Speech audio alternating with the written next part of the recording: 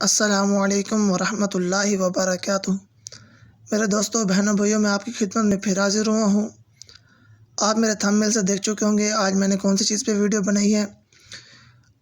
آپ سب کو پتہ ہے قرآن مجید میں ہر بیماری کا علاج ہے سوائے موت کے۔ اللہ تعالیٰ نے قرآن مجید میں خود فرمایا ہے، جس کا فرمان ہے بسم اللہ الرحمن الرحیم، بے شک ہم نے موت کے علاوہ قرآن مجید میں ہر چیز کا علاج بتایا ہے۔ عقل مند وہ ہے جو اس میں سے فائدہ حاصل کرے۔ تو میں آج آپ کو ایک بہترین چیز بتانے لگا ہوں جس کے بارے میں آپ نے پہلے نہیں جانتے ہوں گے۔ وہ یہ ہے کہ جیسے آپ دیکھ رہے ہوں گے مغربی جرمنی کا ایک ایسا ریئیکشن ہے، ایک ایسا امپیکٹ ہے جیسے ہمارے لوگ ڈپریشن کا شکار ہو جاتے ہیں۔ اس کے بارے میں آج میں ایک ویڈیو بنانے لگا ہوں۔ وہ یہ ہے کہ ہم نے سنت کے مطابق بسم اللہ الرحمن الرحیم پڑھ کے وضو کرنا ہے۔ وہ یہ ہے کہ یہ میں آپ کو دکھانے لگا ہوں، وضو اور ہائی بلڈ پریشر۔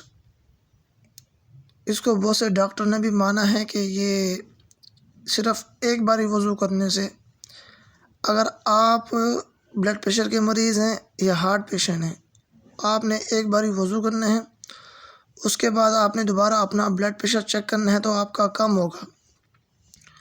وضو میں بہت سی ایسی بیماریوں کا حل ہے جس کے ہمیں پتہ بھی نہیں ہے۔ یہ دیکھیں، یہ آپ کے سامنے لکھا ہوا آپ پڑھ سکتے ہیں۔ ایک مسلمان ماہر نفسیات ڈاکٹر کا قول ہے، نفسیاتی امراض کا بہترین علاج وضو ہے۔ مغربی ماہرین نفسیاتی مریضوں کو وضو کی طرح روزانہ کئی بار بدن پر پانی لگواتے ہیں۔ اس کا یہ مطلب ہے کہ یہ بہت سی بیماریوں کا حل ہے۔ نیچے لکھا ہے وضو اور فالج۔ دیکھیں، وضو بہت سی بیماریوں کا حل ہے۔ آپ بے شک نماز پڑھیں یا نہ پڑھیں، حضرت ابوبکر صدیق رضی اللہ تعالیٰ عنہ کا قول ہے کہ وہ اکثر باوضو رہا کرتے تھے۔ ان کا وضو کبھی ٹوٹ بھی جاتا تو وہ فوراً وضو کی پابندی کرتے اور وضو بنا لیتے تھے اپنا۔ وضو سے بہت سے بندہ گناہوں سے بھی بچتا ہے اور بہت سی بیماریوں سے بھی بچا جا سکتا ہے، جیسے کہ آپ دیکھ رہے ہیں ہائی بلڈ پریشر کا بھی اس سے خاتمہ ہوتا ہے، اور فالج جیسے امراض جو ہیں وہ بھی ختم ہوتے ہیں، اور یہ ڈپریشن کا شکار انشاءاللہ اس سے بھی انسان کو کافی افاقہ ملے گا۔ تو میں امید کرتا ہوں آپ کو میری یہ ویڈیو اچھی لگی ہوگی، اس سے آپ انشاءاللہ فائدہ حاصل کریں گے۔